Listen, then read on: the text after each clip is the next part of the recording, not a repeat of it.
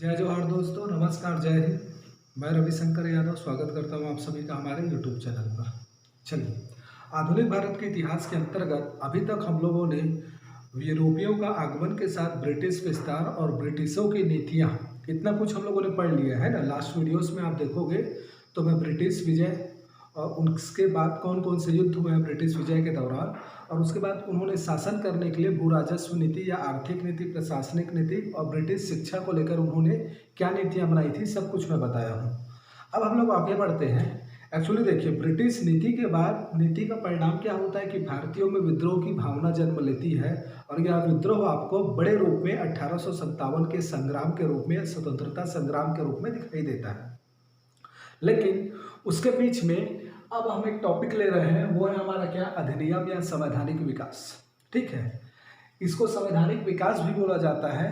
और एक्चुअल में बुक में अगर देखोगे तो आपको ये पॉलिटी के लक्ष्मीकांत में सबसे फर्स्ट में यही रहता है, संवैधानिक विकास करके।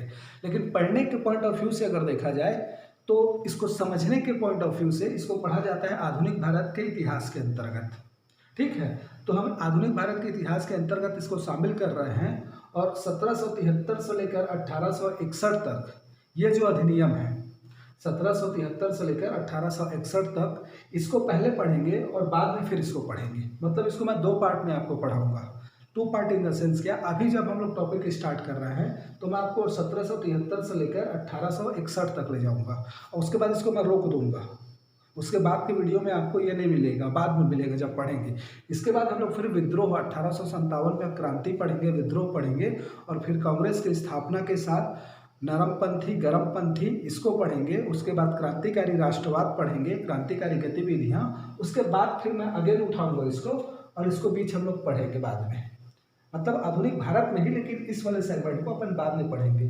1809 का या 1891 का भारत परिषद अधिनियम, 1909 का मार्लेमेंटो, चैम्सफोर्ड और भारत अधिनियम, इसको।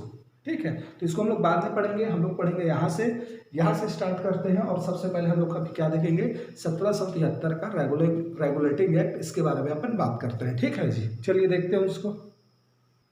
चलिए, तो सबसे पहला जो एक्ट है वो है आपका 1773 का रेगुलेटिंग एक्ट। इसके बारे में हम लोग जानेंगे, समझेंगे। ठीक है, देखिए, एक्चुअल में ये एक्ट क्यों बनाया जा रहा है। भारत में जो है ना, पृष्ठभूमि की बात कर रहे हैं, थोड़ा सा ना परिस्थिति को समझिए, तब आपको थोड़ा सा बेटर रहेगा।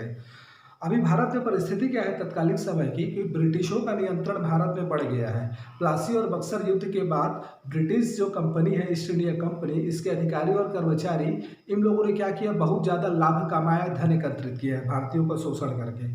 और ये जब यहाँ से वापस जा रहे हैं, ईस्ट इंडिया कंपनी से जब जॉब अपना छोड़ कर रहे हैं, रिटायर होकर यहाँ से काम से जब वापस जा रहे हैं ब्रिटेन, तो अथाह मात्रा में अपने साथ धन लेकर जा रहे हैं।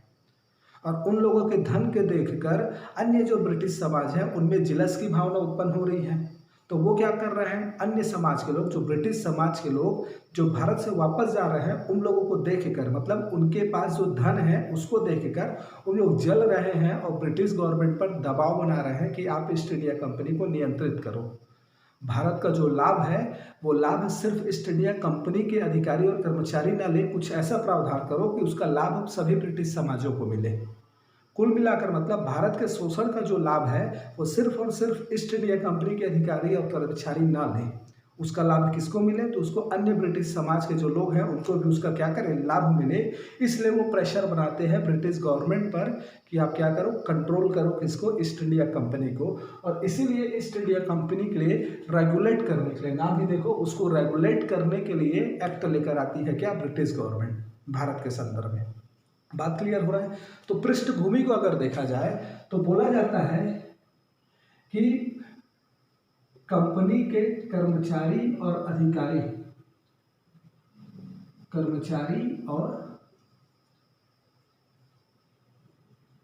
अधिकारियों के धन को देखकर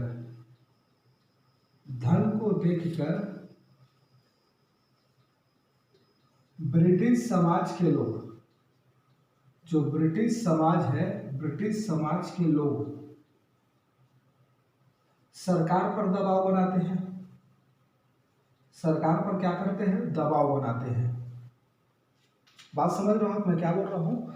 कर्मचारी जो हैं और अधिकारी जो है, किसके कर्मचारी? ईस्ट इंडिया कंपनी के।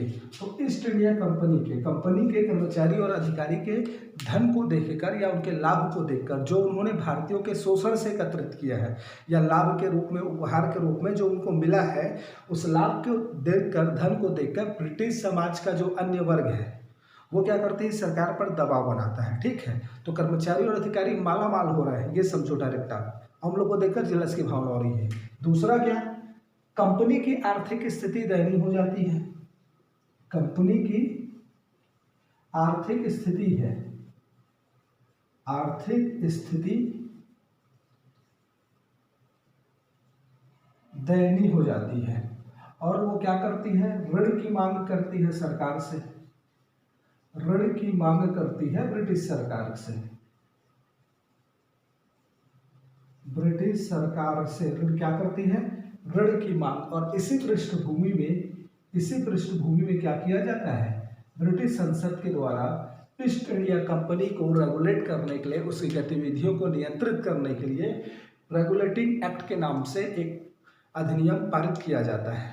ठीक है, तो हम लोग पृष्ठभूमि, साथ में इसका प्रावधान और भारत पर इसका प्रभाव क्या पड़ा है, सकारात्मक और नकारात्मक, इतनी बातों को समझेंगे। ठीक है, तो मैं आपको पृष्ठभूमि बता दिया कि भाई एक तो ब्रिटिश समाज वो शोषण और प्रेशर क्रिएट कर रहा था ब्रिटिश गवर्नमेंट पे कि भाई कंपनी के अधिकारी कर्मचारी को थोड़ा कंट्रोल करो, पूरा लाभ अपना ही ले रहे हैं, हम लोग को कुछ नहीं मिल रहा है करके। दूसरी तरफ क्या, कंपनी की आर्थिक स्थिति थोड़ी खराब हो गई थी और ये क्या करती है? ऋण की मांग करती है ब्रिटिश गवर्नमेंट से। और इस तरीके से क्या किया जाता है? ब्रिटिश कंपनी के द्वारा इसको कंट्रोल करने के लिए अधिनियम पारित किया जाता है। बात क्लियर हो रहा है? चलिए अब देखते हैं हम लोग क्या कारण है, प्रावधान क्या क्या था। तो प्रावधान क्या किया गया? तो कुछ इंपॉर्टेंट प्रावधान है, याद रखना है आपको। देखो क्या बोला जाता है प्रावधान। पहला बोला गया कि कंपनी प्रत्येक वर्ष क्या करेगी?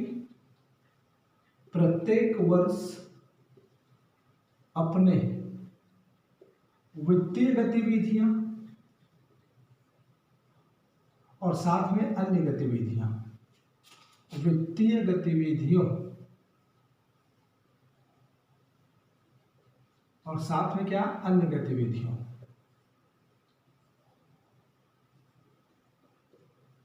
तो वित्तीय गतिविधियों के संदर्भ में ब्रिटिश वित्त मंत्री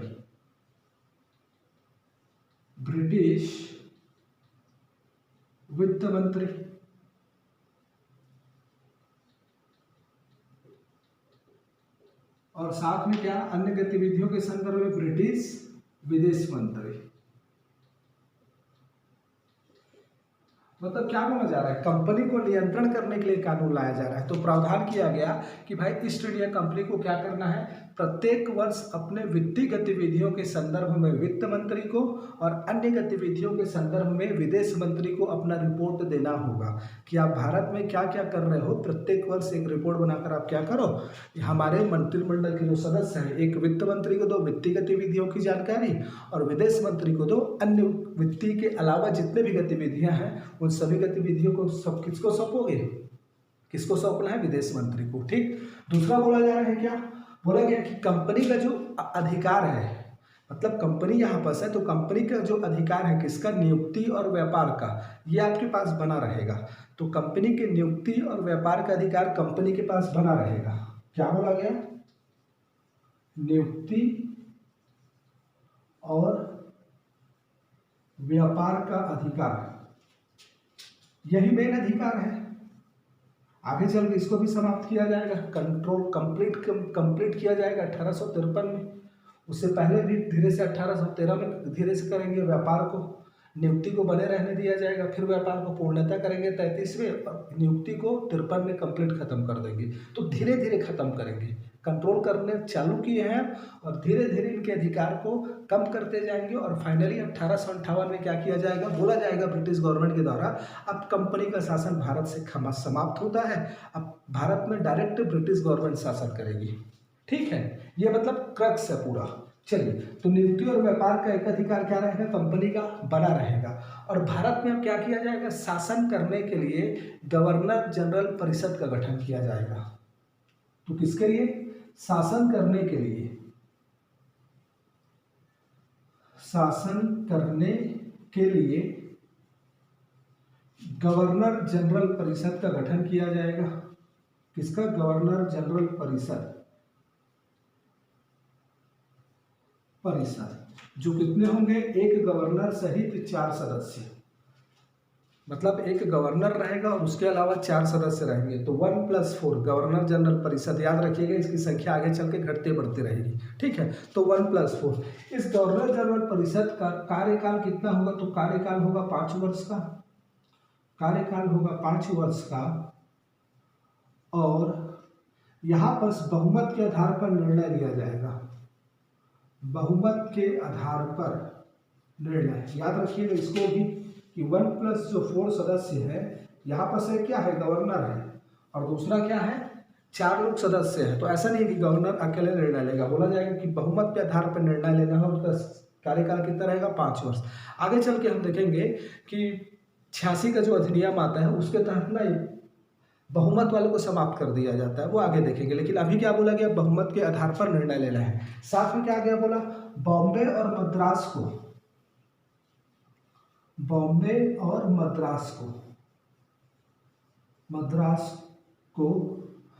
मद्रास को कुछ मामलों में गवर्नर जनरल के अधीन किया गया, ठीक है। बॉम्बे और मद्रास के कुछ मामलों को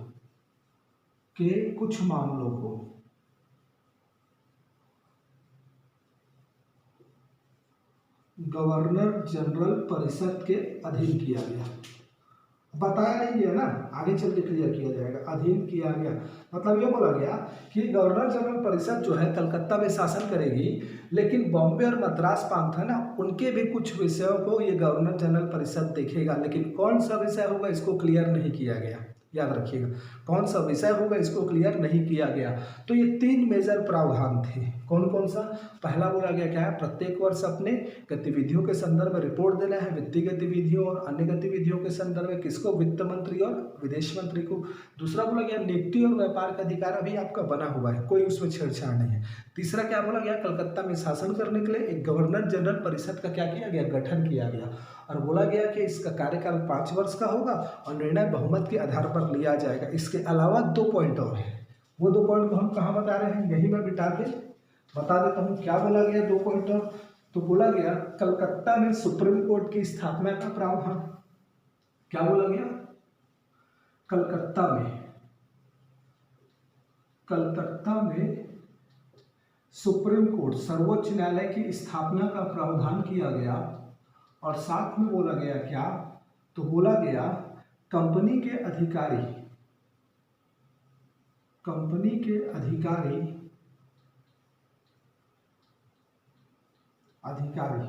रिश्वत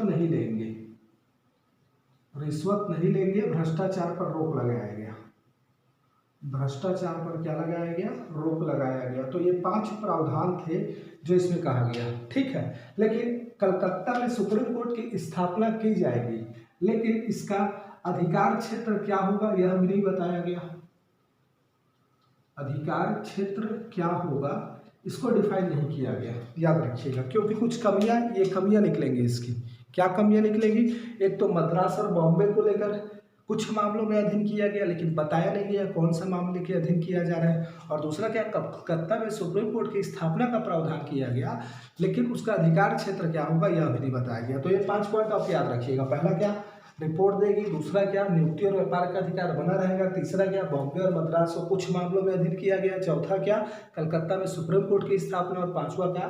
कंपनी के अधिकारी भ्रष्टाचार नहीं करेंगे, रिश्वत नहीं लेंगे, ठीक है। उपहार और रिश्वत नहीं लेंगे, रिश्वत और उपहार नहीं लेंगे, ठीक है। ठीक, अब कलकत्ता में सुप्रीम कोर्ट की स्थापना का प्रावधान था, तो याद रखिएगा आगे चलकर जस्ट इसके अगले साल 1774 में, यहीं पर आप ब्रैकेट में लिख लीजिएगा इस वाले पॉइंट के बाद कि 1774 में सुप्रीम कोर्ट की स्थापना की गई। कब की गई स्थापना? और इसके प्रथम न्यायाधीश थे एलिजा एम्फे, ये इसके प्रथम न्यायाधीश थे। इस चीज को आपको याद रखना है। क्या बता रहा हूं मैं? एलिजा एम्फे के प्रथम न्यायाधीश थे। और स्थापना कब की गई? 74 में। स्थापना का प्रावधान 73 के अधिनियम में था, लेकिन स्थापना की गई कब? तो कब 74 में। ठीक है, चलिए तो ये क्या हो गया आपका प्रावधान हो गया कि क्या क्या प्रावधान था, याद रखिएगा, मैं मिटा रहा हूँ पूरा। चलिए अब ये प्रावधान था। अब बोला जाता है कि भारत के संदर्भ में इसका प्रभाव क्या पड़ा है। अगर भारत के पॉइंट ऑफ व्यू से देखें तो मैं आपको क्या बोला, 2 पॉइंट स्टार्टिंग में लिख दिया था कि एक नेगेटिव और एक पॉजिटिव। तो पॉजिटिव में देखते हैं और नेगेटिव में देखते हैं। ठीक है जी। तो पॉजिटिव में क्या है, तो ब्रिटिश संसद से पारित भारत के संदर्भ में पहला कानून था। ब्रिटिश संसद से पारित भारत के संदर्भ में पहला कानून, फर्स्ट कानून था। ठीक है जी, याद रखिएगा। दूसरा आप बोल सकते हो पॉजिटिव पॉइंट क्या, भारत में न्यायपालिका और केंद्रीय प्रशासन के विकास की प्रारंभिक कोशिश है। आप बोल सकते हैं ना, प्रारंभिक कोशिश क्या किया गया, तो क्या किया गया भाई, न्यायपालिका का प्रावधान किया गया है, गवर्नर जनरल परिषद का गठन किया गया है, तो उसकी प्रारंभिक कोशिश की गई है। और साथ में क्या, रिश्वत भ्रष्टाचार पर रोक लगाया गया। क्या बोला गया, रिश्वत और उपहार नहीं लेना है, तो भ्रष्टाचार पर क्या कराया गया, रोक लगाया गया। तो ये बोल सकते हो आप कि ये पॉजिटिव पॉइंट है इस एक्ट को लेकर भारत के संदर्भ में। ठीक है, लेकिन नेगेटिव पॉइंट क्या है, तो नेगेटिव में अपने को क्या देखना है, जैसे कि इसका उद्देश्य क्या था, उद्देश्य क्या था, शोषण और मतलब शोषण के लाभ को ब्रिटिश समाज के अन्य वर्गों तक बढ़ाना, ब्रिटिश समाज के अन्य वर्गों तक पहुंचाना।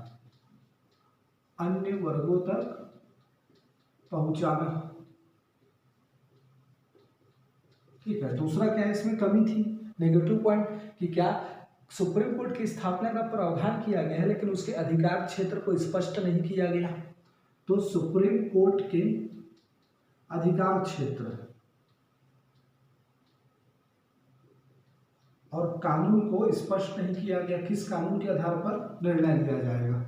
ठीक है, ये भी एक मतलब विवाद था कि कानून स्थापना तो कर दिए हो, लेकिन भाई निर्णय लेते समय किस कानून को आधार बनाया जाएगा, यह भी मतलब क्या था, स्पष्ट नहीं किया गया था। तो एक तो अधिकार क्षेत्र को भी स्पष्ट नहीं किया गया था, और किस कानून के आधार पर निर्णय दोगे, भारतीय कानून को ध्यान में रखोगे या नहीं रखोगे, इसको भी स्पष्ट नहीं किया गया था। ठीक है, और तीसरा क्या बोला जा रहा है, बॉम्बे और मद्रास को लेकर भी अस्पष्टता थी।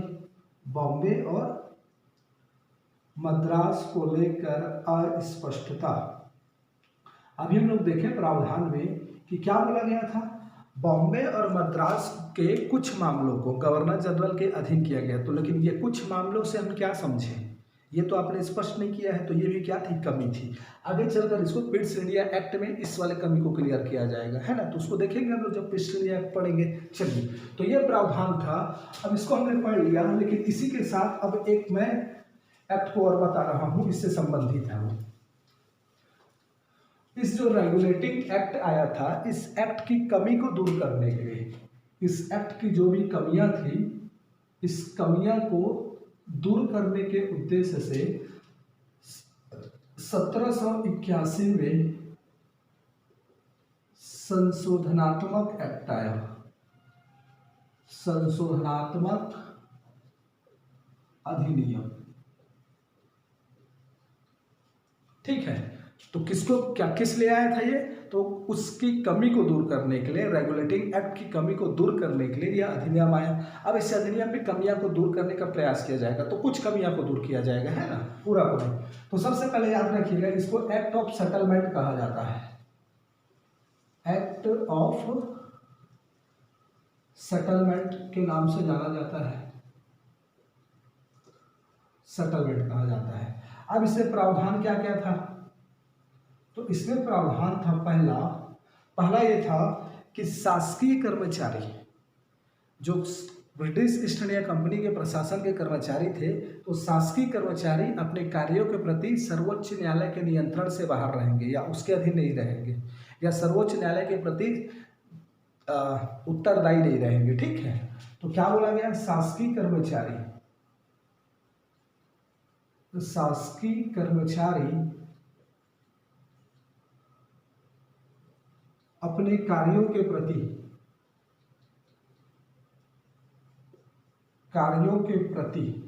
किसके प्रति जिम्मेदार नहीं रहेंगे, तो सर्वोच्च न्यायालय के प्रति,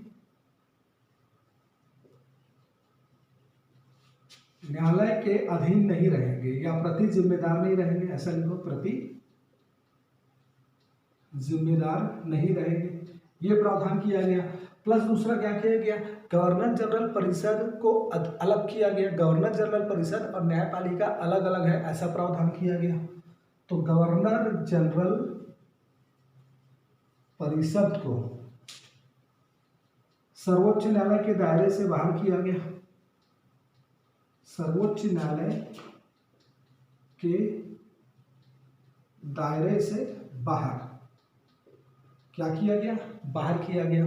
अगला क्या किया गया, बोला गया सर्वोच्च न्यायालय का अधिकार क्षेत्र, सर्वोच्च न्यायालय के अधिकार क्षेत्र में, सर्वोच्च न्यायालय के अधिकार क्षेत्र में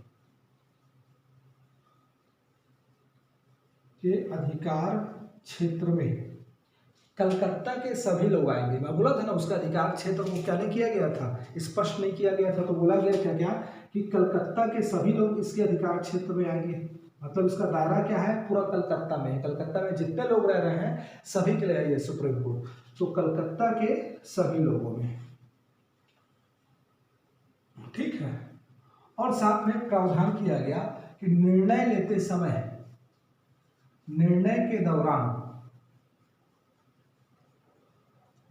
ठीक है, तो मैं आपको पहले ही बता चुका हूं प्रशासनिक नीतियों में 59 से 61 के बीच आईपीसी और सीआरपीसी का गठन हो चुका है। ठीक है, उसका संकलन किया जा सका है। तो आईपीसी और सीआरपीसी के साथ भारतीय कानूनों को भी ध्यान में रखा जाएगा, भारतीय कानूनों को भी ध्यान में रखा जाएगा। तो याद रखिएगा थोड़ा सा, क्या बोला गया, ये संशोधन एक्ट लाया गया और इसके तहत ये कुछ प्रावधान किया गया। क्या क्या बोला गया, पहला बोल दिया गया कि भाई कंपनी के कर्मचारी और अधिकारी सर्वोच्च न्यायालय के प्रति जिम्मेदार नहीं है, सर्वोच्च न्यायालय के दायरे से अलग कर दिया गया किसको, गवर्नर जनरल परिषद को।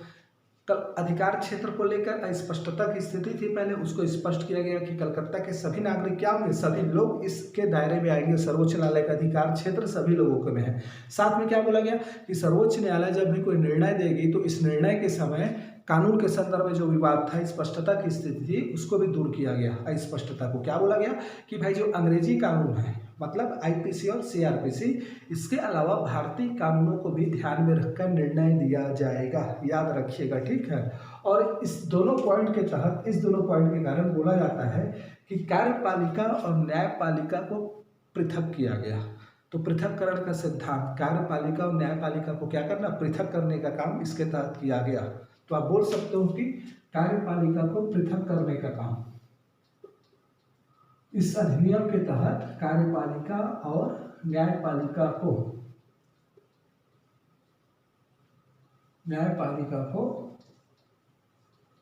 पृथक करने का कार्य किया गया।